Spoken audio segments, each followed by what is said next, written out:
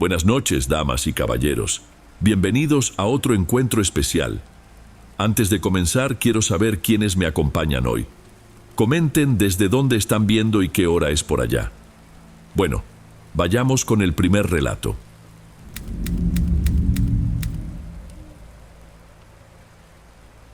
Buenas noches, Dom.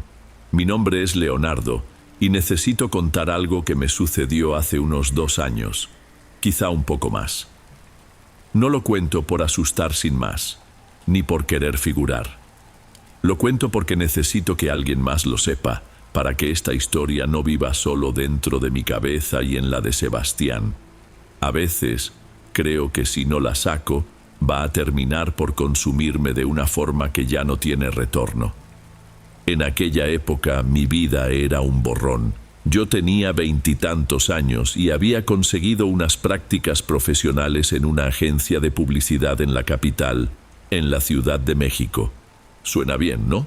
Era lo que yo también pensaba, hasta que empecé.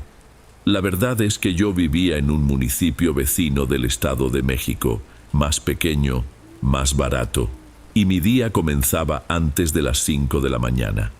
Eran 2 horas de transporte público para ir y con suerte 2 para volver. En la práctica casi siempre eran 3. Salía de casa en la oscuridad y volvía en la oscuridad. El sol era solo algo que veía por la ventana de la oficina, un lujo distante. La chamba era tediosa. Me pasaba el día haciendo el tipo de tareas que nadie más quería: formatear presentaciones, buscar imágenes en bancos de fotos, transcribir audios de juntas. Ganaba una miseria que apenas me alcanzaba para pagar mis gastos y la renta del cuartito donde vivía. Todos los días me prometía a mí mismo que aquello era temporal, que era un escalón. Pero cada día que pasaba, el escalón parecía más bajo y la escalera más larga. El cansancio era algo físico, una capa gruesa que cubría mi cuerpo y mi mente. Esta historia ocurrió un jueves. Lo recuerdo bien porque era día de cierre de campaña y, como siempre, todo se convirtió en un caos. Lo que se suponía que terminaría a las 6 de la tarde se extendió hasta las 9, luego las 10 de la noche. Solo pude salir de la agencia cuando el reloj pasaba de las 11. Me dolía el cuerpo. La cabeza me palpitaba por la luz artificial de la oficina. Lo único que quería era mi cama. La caminata hasta la central de autobuses fue desoladora. El centro de la ciudad, tan vibrante durante el día, se transforma en un desierto de concreto por la noche. Solo los sonidos de mis propios pasos y el zumbido distante de algún coche. Llegué a la terminal y el escenario era el de siempre. Un puñado de gente esparcida por los bancos de metal, cada uno en su propio mundo de agotamiento. El olor a café recalentado y a producto de limpieza barato flotaba en el aire. Compré mi boleto en la taquilla. El último autobús de mi ruta salía a las 11:40. Miré en el panel y vi el aviso parpadeando: Andén 7. Fui para allá y me recargué en una columna, esperando. El autobús llegó unos minutos después, ruidoso e imponente. Era uno de esos modelos más antiguos que parecen suspirar de cansancio en cada frenada. Le entregué el boleto al chofer. Era un hombre al que ya había visto algunas veces, pero en el que nunca me había fijado de verdad. Debía tener sus 50 años, tal vez más. El rostro surcado de arrugas, una expresión permanentemente adusta y una mirada que parecía atravesar a la gente. Apenas me miró, solo rasgó el boleto con un gesto mecánico. Una radio con estática tocaba una ranchera antigua, de esas bien dolidas. Entré y el autobús estaba casi vacío. Unas 6 o 7 personas, como máximo, repartidas por los asientos. El aire acondicionado estaba a todo lo que daba, como siempre, soltando un vaho helado que me hizo encogerme dentro de mi sudadera. Elegí un lugar en la ventana, más o menos a la mitad del pasillo. Lancé la mochila en el asiento de al lado, recargué la cabeza en el cristal frío y cerré los ojos incluso antes de que el autobús comenzara a moverse. El viaje comenzó. El vaivén del vehículo en la avenida mal pavimentada, las paradas, el sonido de gente subiendo y bajando. Todo eso me fue arrullando en un estado de semiconsciencia. No dormía, pero tampoco estaba totalmente despierto. Era un limbo de cansancio. Poco a poco, el autobús se fue vaciando. La pareja que dormitaba en el fondo y el señor de sombrero se bajaron en una de las últimas paradas, todavía dentro de la ciudad. Cada parada era un suspiro de alivio de alguien que llegaba a casa y una punzada de ansiedad para mí, que aún tenía un largo camino por delante. Después de unos 40 minutos salimos del perímetro urbano y tomamos la carretera. Fue ahí que desperté de verdad. El paisaje de edificios y luces dio paso a una oscuridad casi total, rota apenas por el haz de luz de los faros cortando la noche. El asfalto era malo y el autobús se sacudía. La música del chofer seguía alta, una melancólica banda sonora para aquel viaje. Estaba tratando de acomodarme en el asiento buscando una posición menos incómoda, cuando lo noté. En la fila de asientos del otro lado del pasillo, un poco más adelante, había un niño. Lo primero que pensé fue, ¿de dónde salió? No recordaba que ningún niño hubiera subido en la terminal. Y no habíamos hecho ninguna parada en los últimos 20 minutos desde que entramos en la carretera. Mi mente, lenta por el cansancio, intentó buscar una lógica. Debía de estar dormido en el asiento y no lo vi. O tal vez estaba con su mamá o su papá en algún otro lugar. Miré a mi alrededor. El autobús ahora estaba completamente vacío, excepto por mí y por el chofer. Nadie parecía ser responsable del niño. Estaba sentado muy quieto con las manos en el regazo, mirando fijamente por la ventana hacia la oscuridad de afuera. Debía tener unos 8, tal vez 9 años. Vestía unos pantalones de mezclilla gastados y una chamarra demasiado delgada para el frío que hacía dentro del autobús. Sus zapatos estaban desgastados, con la punta medio despegada. Había algo en su inmovilidad que era extraño. Los niños de esa edad no se quedan tan quietos. Se mueven, miran a todos lados, se aburren. Él no. Parecía una estatua. Una ola de preocupación me invadió. ¿Un niño solo a estas horas en un autobús de carretera? Comencé a crear escenarios en mi cabeza. ¿Se habría escapado de casa? ¿Se habría perdido de sus padres? La idea de que pudiera estar en peligro me incomodó de verdad. El cansancio dio paso a un estado de alerta. Decidí que tenía que hacer algo. No podía simplemente ignorarlo. Me levanté y caminé con cuidado por el pasillo, sujetándome de los asientos para no caerme con el vaivén del autobús. Me senté en el banco del otro lado del pasillo, paralelo al suyo. Me quedé ahí un instante tratando de encontrar las palabras adecuadas. «Oye, campeón», mi voz salió más baja de lo que esperaba. «¿Todo bien por ahí?» El niño no se movió. Continuó con la mirada fija en la ventana, como si yo no existiera. El sonido de mi voz pareció ser engullido por la música del chofer y el ruido del motor. Intenté de nuevo, un poco más alto. «Muchacho, ¿estás con alguien?» Silencio. Ninguna reacción.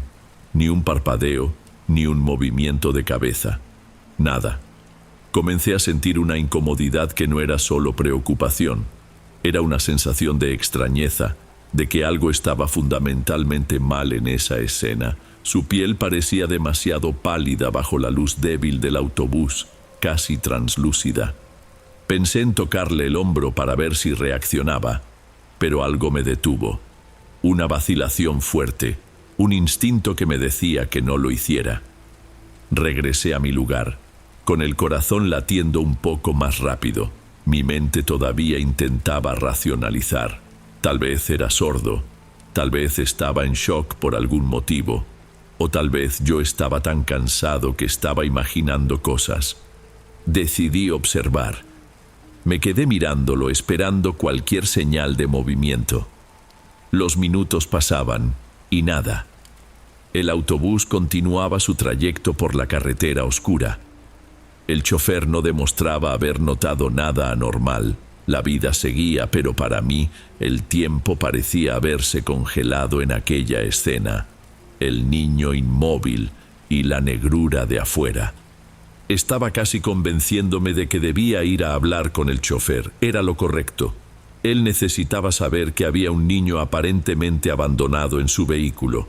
Estaba juntando valor, respirando hondo para levantarme cuando el autobús pasó por un tramo con algunos postes de luz, probablemente cerca de algún acceso rural. La luz entraba y salía, creando un efecto de destellos dentro del autobús.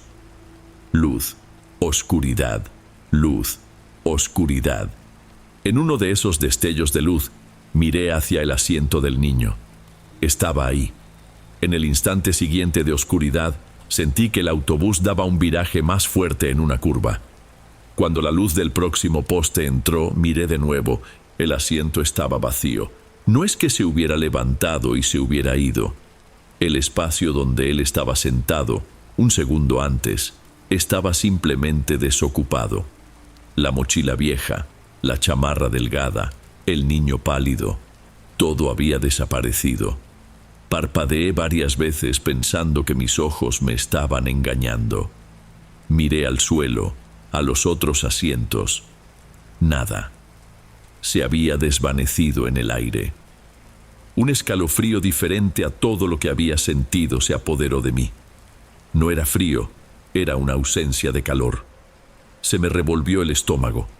El aire pareció volverse más denso, más difícil de respirar. Quería gritar, pero el sonido no salía. Tenía la garganta trabada. Lo único que podía hacer era mirar fijamente el asiento vacío, tratando de procesar lo imposible. Fue entonces cuando noté la segunda cosa más aterradora de esa noche. El silencio. La música ranchera que venía de la cabina del chofer se había detenido. La estática de la radio, el sonido de la voz del cantante, todo había desaparecido. Lo único que se oía ahora era el ronroneo del motor y el zumbido de las llantas en el asfalto. Y ese silencio era 1000 veces más ensordecedor que la música. Levanté la mirada, todavía temblando, y me enfoqué en el gran espejo retrovisor que el chofer usaba para observar el salón. Y ahí estaba él, Sebastián. Sus ojos estaban clavados en mí a través del espejo. La expresión adusta había desaparecido, reemplazada por una máscara de no sé qué decir. Pavor, resignación. Su rostro estaba pálido, bañado por la luz verde del tablero de instrumentos. Sus nudillos estaban blancos de tanto apretar el volante. Nuestras miradas se cruzaron en el reflejo. No dijimos nada, pero en ese instante lo supe. Supe que él también había visto. O peor, que él sabía lo que yo había visto.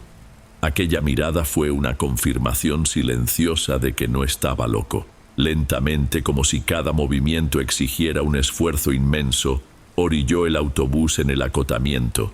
La carretera estaba desierta. No había nada alrededor, solo monte y oscuridad. El motor continuó encendido, una vibración constante que parecía hacer temblar todo mi cuerpo. El silencio dentro del autobús era pesado, opresivo. Éramos solo Sebastián y yo, despiertos en esa pesadilla. Tardó en hablar. Cuando lo hizo, su voz era un susurro ronco que apenas me llegó. «Lo viste, ¿verdad?» Yo solo pude asentir con la cabeza, un sí casi imperceptible. El niño, mi voz falló. Estaba ahí y... Sebastián me interrumpió sin quitar los ojos de la carretera.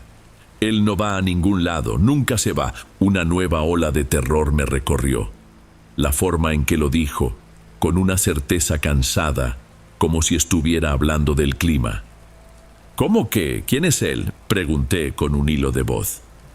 Respiró hondo, un sonido pesado. No sé quién es. Nadie sabe. Pero ya tiene unos años que se aparece. No es todas las noches.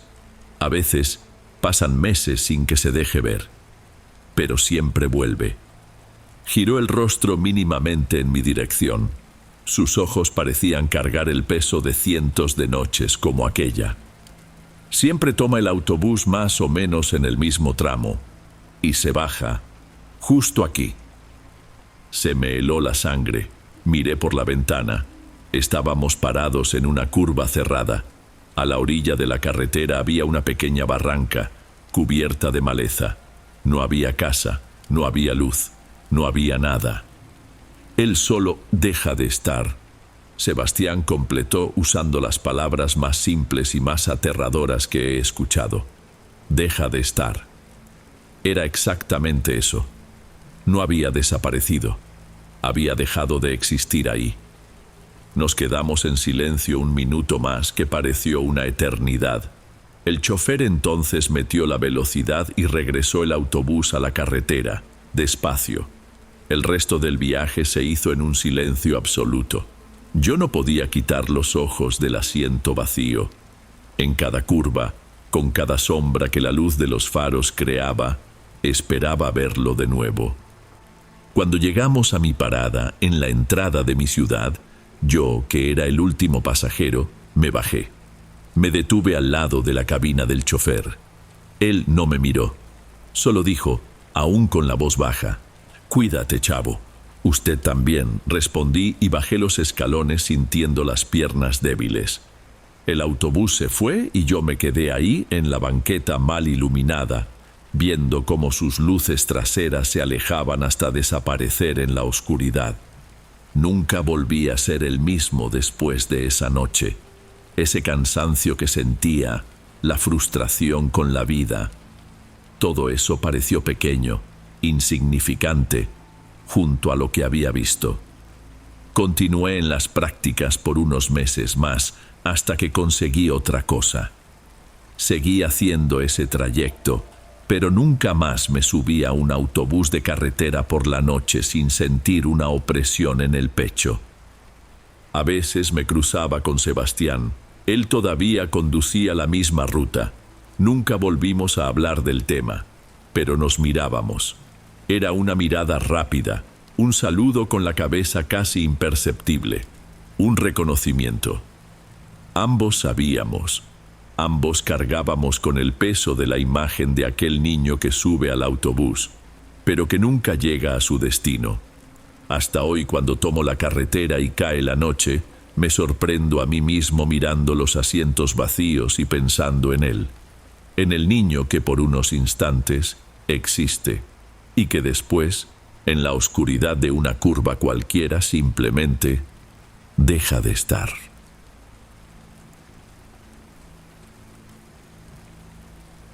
Antes de pasar al siguiente relato, asegúrate de estar suscrito al canal y de haber activado la campanita para recibir las próximas historias.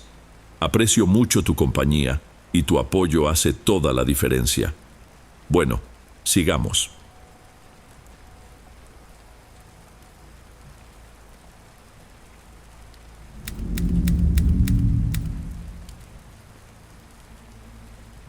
Hay recuerdos que uno intenta enterrar, pero son como las malas semillas. Siempre encuentran la forma de volver a brotar.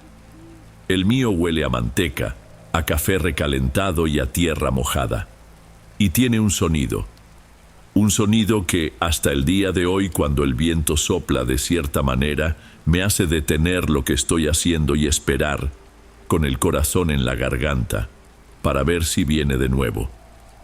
Todo comenzó hace unos 5 años. Yo acababa de cumplir 19, con la preparatoria recién terminada, y ningún plan para el futuro más allá de conseguir un trabajo, cualquier trabajo.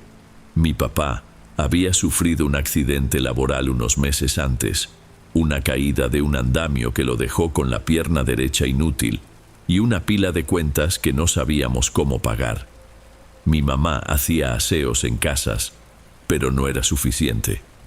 El ambiente en casa era pesado, un silencio cargado de preocupación que apenas podíamos romper para darnos los buenos días. Pasé semanas pateando la calle, repartiendo solicitudes en cualquier lugar. Escuché más no que mi propio nombre en toda la vida. Cuando la esperanza ya se me estaba acabando, vi un anuncio en un poste a la orilla de la carretera, escrito a mano en una hoja de cuaderno y protegido con un plástico. Se necesita ayudante nocturno. Informes en el local. La flecha apuntaba hacia un lugar llamado Restaurante y Parador La Curva, una construcción antigua que parecía haber sido olvidada por el tiempo, justo al margen de la carretera. Yo conocía el lugar de vista. Cuando era niño pasábamos por ahí en los raros viajes de vacaciones. Era un punto famoso, siempre lleno de autos y tráileres. Ahora, la pintura estaba descolorida. El letrero de neón solo encendía La Cur y daba la impresión de abandono. Pero la desesperación no elige dónde tocar a la puerta. Entré. El olor que mencioné me golpeó de lleno. Un señor de cabello canoso y hombros caídos, que limpiaba la barra de acero inoxidable con un desánimo visible, levantó la vista. Era don Armando, el dueño. Le hablé del anuncio y me midió de arriba a abajo. No hizo muchas preguntas. Creo que vio en mi cara lo que necesitaba ver, que no me iba a quejar del sueldo, ni del horario, ni del trabajo. El turno de la noche es de las 10 a las 6 de la mañana. Es más que nada para cuidar el lugar, servirle a algún trailero que aparezca de madrugada y mantener la cocina limpia. La posada casi no tiene movimiento, pero si llega alguien solo le entregas la llave. 1,200 pesos a la semana, pagados cada sábado. Empiezas hoy. Acepté al instante. El dinero era poco, pero era nuestro único salvavidas. Aquella primera noche, don Armando me mostró lo básico. La cocina era grande, con equipo viejo, pero funcional. El salón era un vacío de mesas de madera oscura. La posada era un pasillo anexo con 12 puertas. Me entregó un manojo de llaves y antes de irse se detuvo en la puerta trasera, la que daba al patio. Saúl. Sí, don Armando. El área de atrás. Los juegos infantiles viejos. Déjala en paz. No tienes por qué ir para allá. La cerca está caída y es peligroso de noche. Miré por encima de su hombro. En la penumbra alcancé a ver la silueta de un columpio de metal, una resbaladilla y un carrusel pequeño, todo consumido por el óxido y la maleza alta. Una imagen triste. Asentí con la cabeza y él se fue, dejándome solo en aquel inmenso silencio que solo rompía el zumbido de un viejo congelador. El otro empleado de la noche era Ramiro, el cocinero. Llegaba alrededor de las 11 de la noche para adelantar las cosas del día siguiente. Era un hombre de unos 50 años, de pocas palabras y una mirada permanentemente cansada. Las primeras noches apenas cruzamos palabra. Yo trapeaba el piso, él picaba verduras. La única compañía era su radio chillón, siempre sintonizado en alguna estación de rancheras viejitas. La rutina era monótona. Pasada la medianoche, el movimiento de la carretera moría por completo. Yo me quedaba sentado en un banco cerca de la barra, leyendo un libro viejo que encontré en un cajón, o simplemente mirando la oscuridad de afuera, esperando que el tiempo pasara. Fue en una de esas noches, quizás en mi segunda semana de trabajo, que ocurrió la primera cosa extraña. Eran casi las 3 de la mañana, una noche sin viento, calurosa y bochornosa. Ramiro ya se había ido. Yo estaba llevando la basura al contenedor que estaba junto a la puerta trasera. Cuando abrí la puerta, lo escuché. Un sonido rítmico, bajo, pero claro. Ñec, ñec, ñec, el sonido de un columpio de metal oxidado moviéndose. Me detuve donde estaba, con la bolsa de basura en la mano. El corazón me dio un brinco. Forcé la vista hacia los juegos. No se podía ver casi nada. La oscuridad era densa, pero el sonido continuaba, metódico. Duró unos 10 segundos y paró. Me quedé ahí, quieto, esperando. Un grillo cantaba en alguna parte. El zumbido del congelador parecía más fuerte ahora. Tiré la basura en el contenedor con un golpe que me asustó y cerré la puerta trasera con las manos un poco temblorosas. Es el viento, pensé, pero no había viento. El aire estaba quieto, pesado. Intenté convencerme de que era algún animal, o solo el metal crujiendo con el cambio de temperatura. Cosas de mi cabeza, cansada por la madrugada. Volví a la barra e intenté olvidarlo. La noche siguiente le pregunté a Ramiro tratando de sonar casual. «Oiga, Ramiro, los juegos de ahí atrás, ¿por qué están tan abandonados?» Dejó de afilar su cuchillo y me miró por un instante. Su mirada tenía un peso que no supe explicar. «Son viejos, nadie los usa ya. La madera se pudrió, el fierro se oxidó. Es peligroso». Lo dijo de una forma que daba por terminada la conversación, pero yo insistí. «¿Pero eran de los hijos de don Armando?» Suspiró, un suspiro largo de quien carga el mundo en la espalda. Él solo tuvo una hija. Volvió a afilar el cuchillo, a un ritmo más lento. El sonido de la piedra en el acero era lo único en el silencio de la cocina. Pasó algo, hace muchos años. Una tragedia. La niña se cayó de uno de los juegos. No sobrevivió.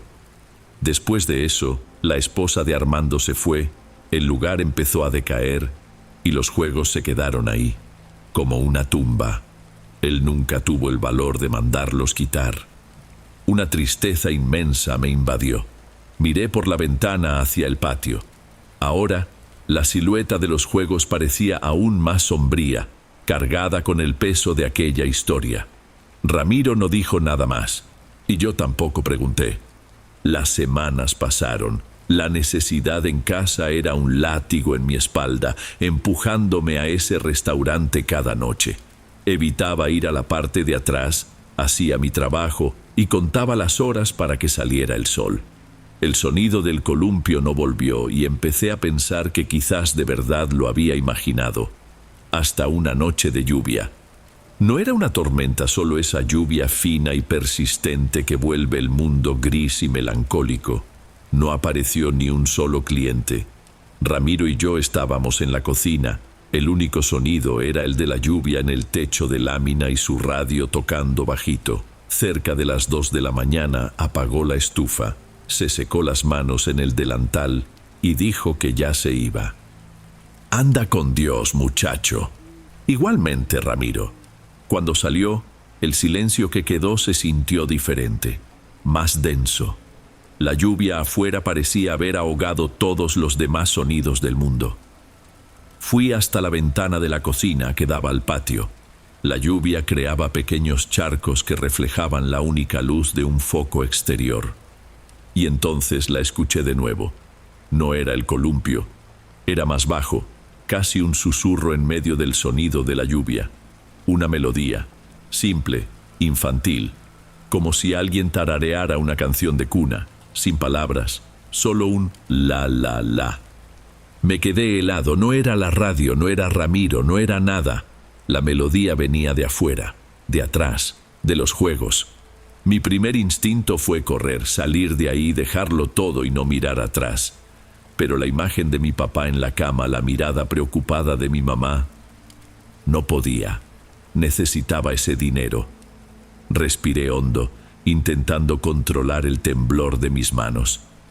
Me dije a mí mismo que era el sonido del viento golpeando alguna lámina suelta, que la lluvia creaba un eco extraño. Me aferré a cualquier explicación lógica que mi cerebro pudo inventar. Pero el miedo, una vez que se instala, es como la humedad en la pared. Se va esparciendo, manchándolo todo. Todas las noches después de esa fueron una tortura. Cada crujido de la madera, cada sonido de la carretera, cada sombra por el rabillo del ojo me hacía saltar. Empecé a trabajar con una ansiedad constante. un nudo en la garganta que no se deshacía. Dormía mal, tenía pesadillas con unos juegos infantiles vacíos y una melodía que no se me salía de la cabeza. El punto final llegó una noche de noviembre. Una tormenta de verdad se formaba en el horizonte.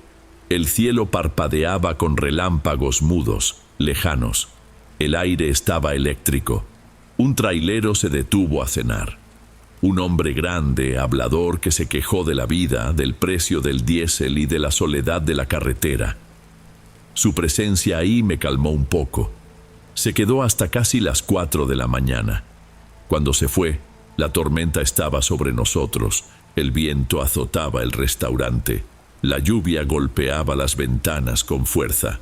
La luz parpadeó 2 veces, dejándome en la oscuridad por unos segundos de pánico puro. Yo estaba en la cocina, lavando los últimos platos, cuando un relámpago iluminó el mundo exterior con un destello blanco y cegador. Mi cuerpo entero se paralizó. Por un segundo, un único segundo en el que el patio trasero se vio claro como el día, lo vi. Por la ventana de la cocina, lo vi perfectamente. El pequeño carrusel de metal con sus caballitos descoloridos y oxidados estaba girando, lentamente, sin hacer ruido, girando contra el viento, contra la lógica, contra todo. No fue una impresión, no fue un truco de la luz. En el destello del relámpago, la imagen se quedó grabada en mi retina. El carrusel moviéndose solo en medio de la tormenta. Un trueno explotó justo después, sacudiendo las paredes, y la luz parpadeó y se fue por completo, lanzándome a la oscuridad total. Grité, no un grito fuerte, sino un sonido ahogado, un jadeo de puro terror. Tanteé la pared hasta encontrar la puerta y corrí hacia el salón, tropezando con una silla. Me quedé ahí, acurrucado detrás de la barra, temblando de pies a cabeza, esperando que volviera la luz, esperando que saliera el sol, esperando cualquier cosa que me sacara de esa pesadilla. La luz no volvió. Pasé las 2 horas siguientes en la oscuridad, escuchando la tormenta y el sonido de mi propio corazón latiendo descontrolado. Cuando los primeros rayos de luz gris pintaron el cielo, me levanté, tomé mis cosas y esperé a que llegara don Armando. Me encontró sentado en la escalera de la entrada, pálido. Me miró, luego miró el restaurante todavía a oscuras, y pareció entenderlo todo sin que yo dijera una palabra. «Se fue la luz feo esta noche», dijo con voz baja. No pude responder, solo lo miré fijamente. Él suspiró, el mismo suspiro cansado de Ramiro. Era el suspiro de quien ya había visto esa mirada de pavor antes. «¿Viste algo, verdad, hijo?» Asentí con la cabeza. Las palabras no me salían. «El carrusel», logré susurrar. Estaba girando. Don Armando no mostró sorpresa, solo una tristeza profunda que arrugó aún más su rostro. Se sentó a mi lado en la escalera, mirando la carretera mojada. Nos quedamos en silencio un buen rato, solo escuchando a los pájaros que comenzaban a cantar. A mi hija, Sofía, le encantaba ese carrusel, dijo finalmente con la voz entrecortada. Decía que, cuando giraba, sentía que volaba. Su cosa favorita en el mundo era ese juguete. Sacó un pañuelo del bolsillo y se secó los ojos. Desde que se fue, hay cosas que uno no se explica. Al principio creí que me iba a volver loco. Escuchaba su risa en el viento. Vi el columpio moverse. Una vez, te lo juro por Dios, la luz de los juegos se prendió sola en medio de la noche. Con el tiempo, uno se acostumbra, o finge que se acostumbra. Se levantó, con el cuerpo pesado de años y de dolor. Me miró con una compasión que me partió por dentro. Entiendo si ya no quieres volver, Saúl. Muchos no vuelven. Pensé en mi casa, en mi mamá, en mi papá, en la pila de cuentas. en el refrigerador casi vacío. Ese dinero, por poco que fuera, era nuestra única oportunidad. El miedo era inmenso, paralizante. Pero el miedo a la vida real, a la miseria, era más grande. Don Armando pareció leer mis pensamientos. Puso su mano en mi hombro. Era una mano áspera, de quien ha trabajado toda la vida. Hay noches en que el viento parece que quiere contar historias. Uno solo tiene que aprender a no escuchar. Volví esa noche, y la noche siguiente, y por otros 6 meses. Nunca más vi girar el carrusel, pero, a veces, en las noches más silenciosas, todavía lo escuchaba. El rechinido del columpio, la melodía lejana. Y yo hacía lo que don Armando dijo. Aprendía a no escuchar. Trabajaba en silencio, con el corazón apretado, sintiendo el peso de esa tristeza que nunca se iba a ir, el eco de una vida que se negaba a abandonar ese lugar. Ya no era solo el ayudante nocturno, era un fantasma más en ese restaurante, atormentado por un dolor que ni siquiera era mío.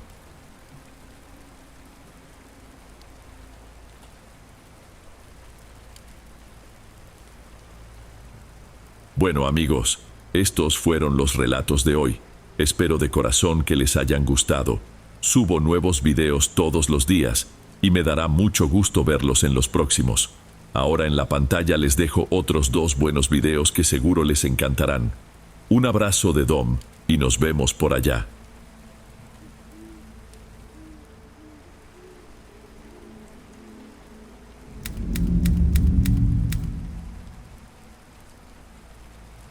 Buenas noches, Dom.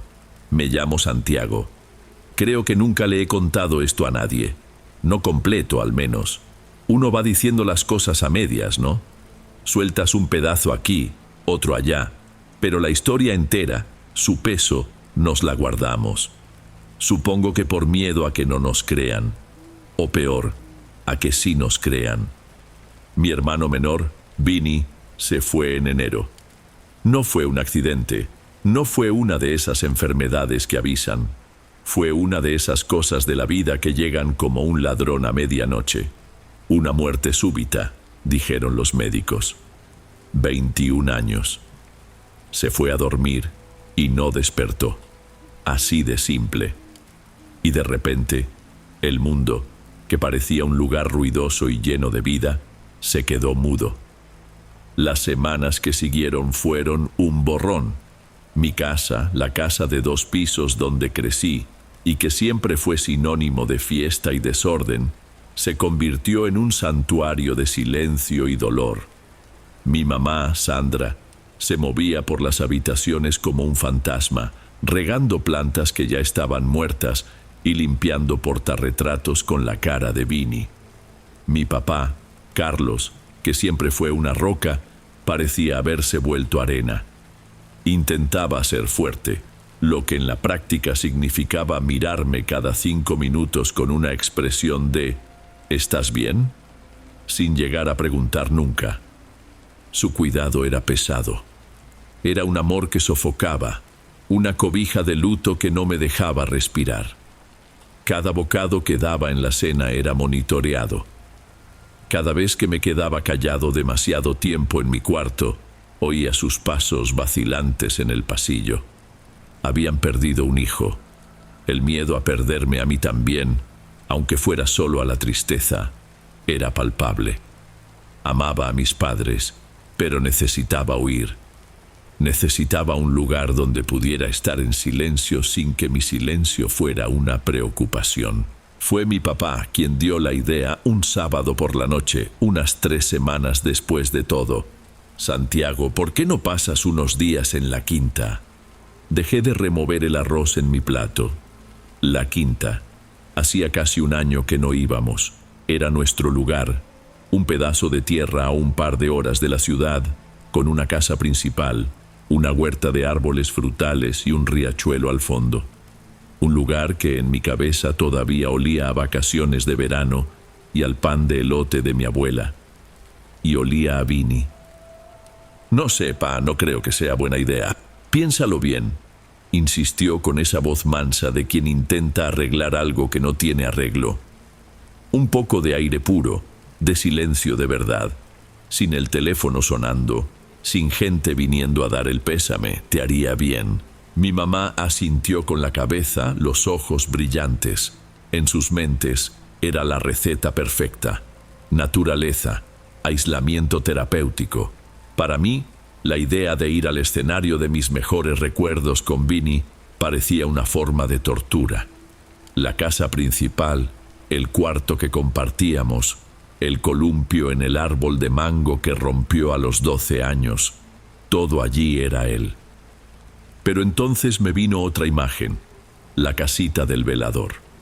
Una construcción pequeña, de 2 cuartos, que estaba al fondo de la propiedad, cerca del portón. El antiguo velador, don Anselmo, se había marchado hacía años, y la casa estaba vacía desde entonces. Era rústica, casi abandonada, pero seguía en pie, lejos de la casa principal, lejos de los recuerdos más obvios. Sonaba como el exilio perfecto. Está bien, dije más para mí que para ellos. Voyage, pero me voy a quedar en la casa del velador. Mi papá frunció el ceño.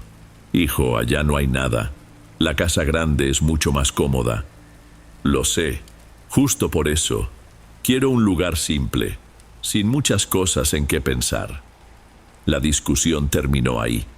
Creo que se sintieron tan aliviados con mi decisión de ir que no cuestionaron los detalles. Al día siguiente, un domingo gris, eché una mochila con algo de ropa, 2 libros y mi laptop en el asiento trasero del coche. Tomé la llave del portón y la de la casita, que colgaba de un clavo en el patio de servicio, y me fui antes de la comida. No miré hacia atrás, pero sentía los ojos de mis padres siguiéndome por la ventana hasta que di la vuelta en la esquina. El viaje fue un manchón de asfalto y pensamientos repetitivos. Las mismas escenas, las mismas preguntas sin respuesta. Con cada kilómetro, sin embargo, sentía que un nudo en mi pecho se aflojaba un poco. El aire de la ciudad, pesado y lleno de fantasmas, iba quedando atrás. Después de 1 hora y media en la autopista, tomé la salida a la carretera secundaria. Unos 40 minutos más de asfalto parchado hasta llegar al camino de terracería que llevaba a nuestra quinta. El coche se mecía, el polvo se levantaba, y por primera vez en semanas sentí algo que no era tristeza. Era una especie de alivio vacío. El portón de madera rechinó como siempre. Lo empujé, metí el coche y lo volví a cerrar. El sonido metálico de la cadena golpeando el candado fue el sonido de mi soledad oficializada. La maleza estaba alta, la huerta parecía salvaje. La naturaleza no espera por el luto de nadie. Conduje despacio por el camino de tierra. Pasé junto a la casa principal, grande y silenciosa, con las ventanas cerradas como ojos que no querían ver, y me detuve frente a la casa del velador. Era exactamente como la recordaba, solo que más castigada por el tiempo. La pintura blanca de la pared estaba descascarada, revelando el gris del cemento de abajo. Una enredadera terca trepaba por uno de los costados. La puerta de madera maciza se abrió con una protesta larga y arrastrada. El olor de adentro era una mezcla de polvo, madera vieja y humedad. El famoso olor a guardado. Tenía una pequeña sala que se unía con una cocina, un baño minúsculo y un cuarto. Los muebles eran pocos y simples. Una mesa de madera con 2 sillas, una estufa oxidada, y en el cuarto una cama individual con un colchón antiguo y una cómoda baja. Perfecto. Pasé la primera hora en una limpieza básica.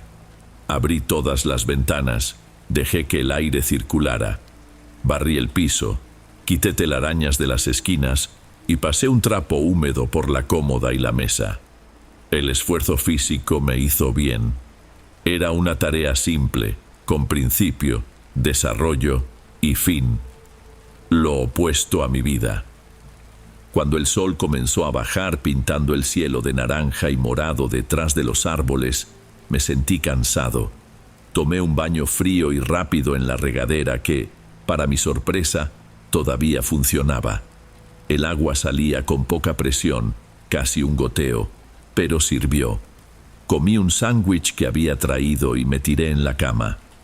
El silencio era absoluto. No el silencio opresor de mi casa en la ciudad, sino un silencio vivo, lleno del sonido de los grillos y el susurro del viento en las hojas. Se sentía bien, pero también era grande, demasiado vasto.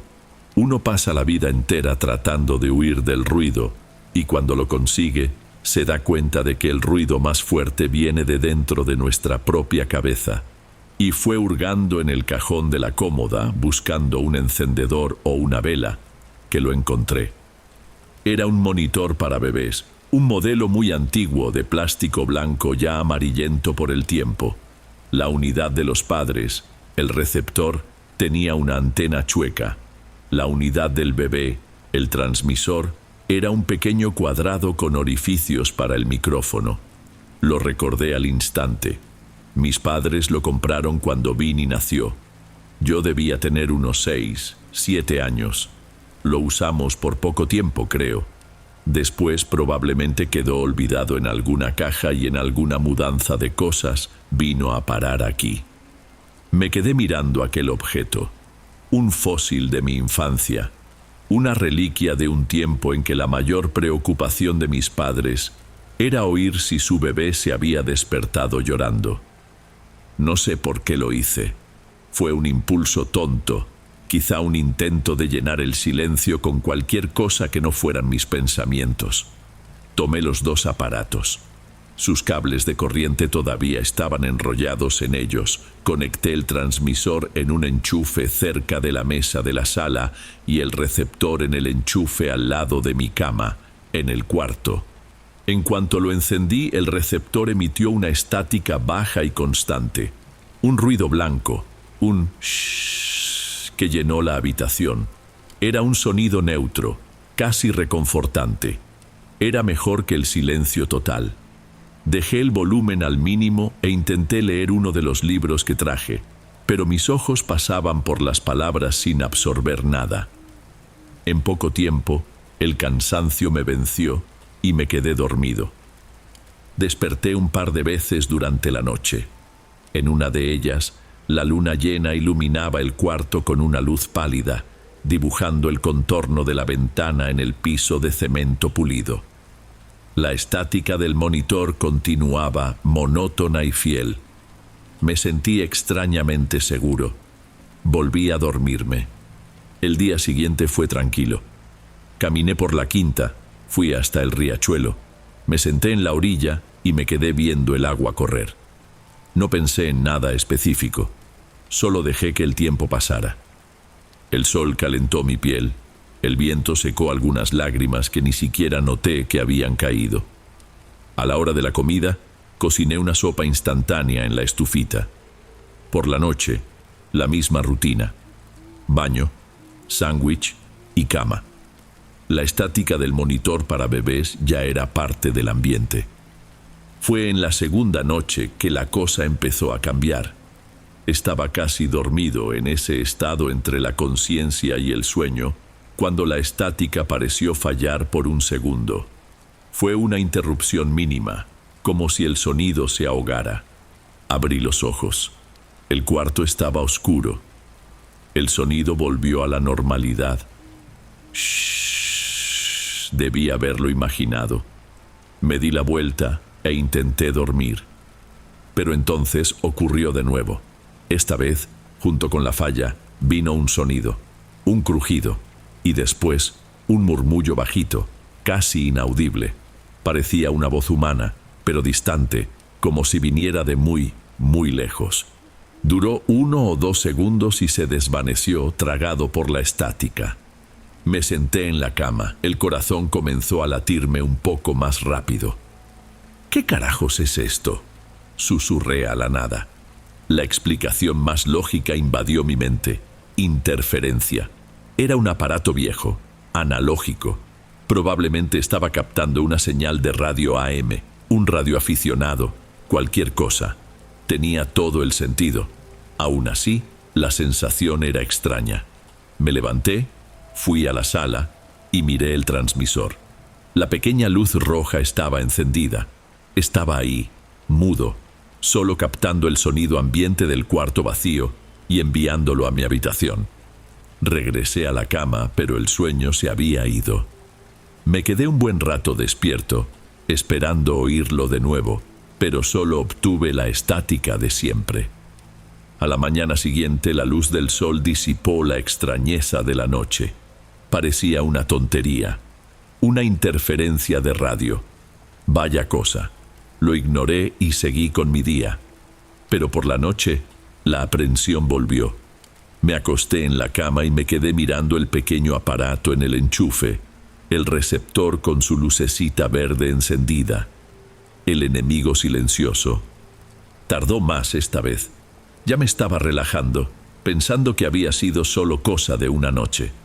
Y entonces, la estática se cortó de nuevo. Silencio total por un instante. Y la voz llegó. Esta vez, más clara.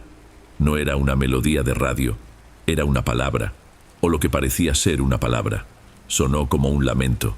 No, o van, algo así. Y después, un sonido que parecía un llanto ahogado, distante. Tomé el celular. Sin señal, claro. Aquel aparato era mi única conexión con algún sonido que no fuera el de la naturaleza o el de mi propia respiración. Y me estaba trayendo eso. Mi mente racional luchaba por mantener el control. Es una radio, una radionovela, qué sé yo. Alguien con un equipo potente en la región. Pero ¿por qué tan fragmentado? ¿Por qué solo de noche? La curiosidad, esa curiosidad enfermiza que nos hace mirar un accidente en la carretera, me impidió desconectar el aparato. Necesitaba entender. Necesitaba una prueba más para convencerme de que era solo una interferencia. En la cuarta noche no intenté dormir. Me quedé sentado en la cama, de espaldas a la pared, abrazando mis rodillas, los ojos fijos en el monitor para bebés. Las horas se arrastraron. 10 de la noche, 11, medianoche. El sonido de los grillos afuera parecía haber disminuido, como si ellos también estuvieran esperando. Fue casi la 1 de la mañana. La estática no falló. Simplemente disminuyó, como si alguien hubiera bajado el volumen de un radio para que otra persona pudiera hablar. Y en el espacio que se abrió, la voz llegó. No era un lamento, no era un murmullo. Era clara, cercana, como si la persona estuviera hablando directamente en el micrófono del transmisor, allí en la sala de al lado. Y no era una voz de radio, era una voz infantil, una voz de niño, y dijo con una claridad que me erizó cada vello del cuerpo, 2 palabras. Papá llegó. Me quedé tieso. El aire desapareció de mis pulmones. No me moví, no respiré. Me quedé paralizado, tratando de procesar lo que había oído. ¿Papá llegó? ¿Qué papá? Era la voz de un niño, la voz de un niño pequeño. Me levanté despacio, como si cualquier movimiento brusco pudiera romper un hechizo. Fui de puntitas hasta la puerta del cuarto y espié hacia la sala. Vacía. La luz de la luna entraba por la ventana, dibujando formas pálidas en los muebles cubiertos de polvo. El transmisor estaba ahí, sobre la mesa, su luz roja pulsando suavemente en la penumbra. Volví al cuarto y con la mano temblando arranqué el receptor del enchufe. El silencio que se instaló fue 1000 veces más aterrador que la estática. Ahora, cualquier crujido de la madera de la vieja casa parecía un paso, cualquier silbido del viento parecía un susurro. No dormí. Pasé el resto de la noche sentado en la cama, mirando hacia la puerta, esperando. ¿Esperando qué? No lo sabía. Por la mañana, exhausto y con los nervios de punta, decidí que me iba. Aquello no me estaba haciendo bien. La soledad me estaba volviendo loco, haciéndome oír cosas. Era eso. Mi mente, pesada por el luto, estaba creando fantasmas.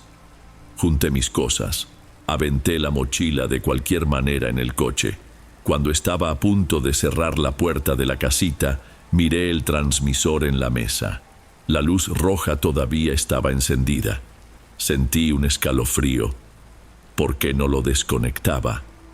Debí haberlo desconectado. Me subí al coche, lo encendí y empecé a conducir por el camino de terracería. Cuando pasé por la casa principal, miré de reojo, y fue entonces que lo vi, en la ventana del cuarto que era mío y de Vini, en el segundo piso. Por una fracción de segundo tuve la impresión de ver una silueta, una sombra pequeña moviéndose hacia atrás, escondiéndose de la vista. Sacudí la cabeza. Basta, Santiago, basta. Es el cansancio, es la sugestión. Abrí el portón, salí al camino de terracería y aceleré sin mirar atrás.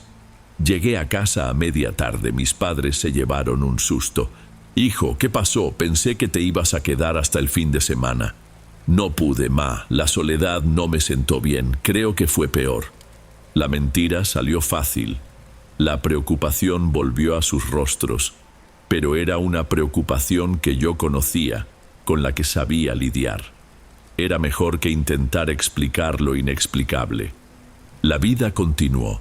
El dolor del luto no desapareció, pero cambió de forma. Se volvió menos agudo, más crónico. Volví a trabajar, a salir con amigos, a fingir que todo estaba bien. Nunca más toqué el tema de la quinta. Para mis padres, solo fue un intento que no funcionó. Unos 6 meses después, un domingo, mi papá estaba en el sótano organizando unas cajas viejas. Bajé para ayudarlo, y en medio de los tiliches encontré una caja de cartón polvorienta con la etiqueta «Cosas de Vini». Se me estrujó el corazón. Mi papá vio mi cara y dijo: «Puedes abrirla si quieres, o la guardamos, como tú veas». Respiré hondo y la abrí. Había de todo ahí: cuadernos de la escuela, dibujos, un trofeo de natación, su primera consola de videojuegos. Y, en el fondo de la caja, envuelto en una cobijita de bebé, estaba solo el receptor del monitor para bebés, aquel mismo de plástico amarillento y antena chueca. Lo tomé en mi mano. Estaba frío, inerte. Entonces, no era el mismo aparato. Debía ser un juego idéntico. Mis padres debieron haber comprado 2 o guardado el original aquí. Era la única explicación. Mi papá se acercó y miró el objeto en mi mano. Sonrió, una sonrisa triste. «Me acuerdo de eso. Tu mamá lo compró cuando nació Vini. Le daba pavor no oírlo llorar. Pero nunca funcionó bien». Lo miré fijamente. «¿Cómo que nunca funcionó?» «Venía defectuoso. Lo conectábamos y no salía ningún sonido. Solo una estática muy bajita, casi nada. A veces ni prendía. Lo cambiamos en la tienda, el otro vino con el mismo problema. Terminamos dejándolo por la paz.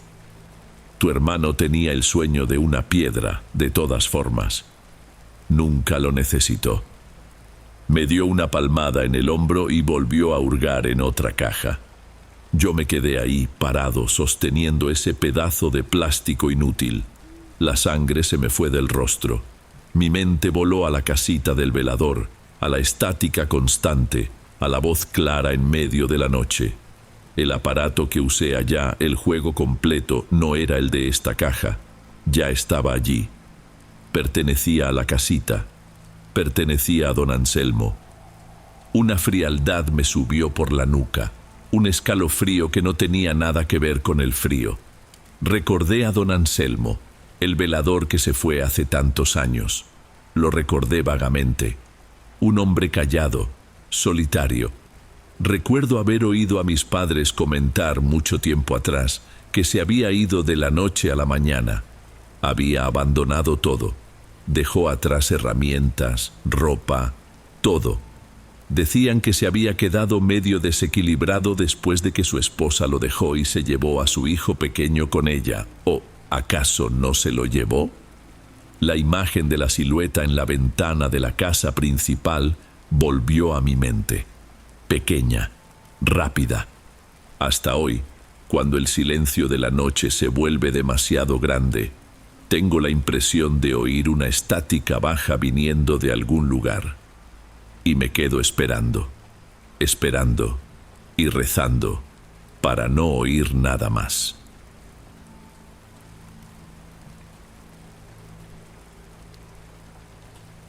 Bueno, amigos, estos fueron los relatos de hoy. Espero de corazón que les hayan gustado. Subo nuevos videos todos los días y me dará mucho gusto verlos en los próximos. Ahora en la pantalla les dejo otros 2 buenos videos que seguro les encantarán. Un abrazo de Dom y nos vemos por allá.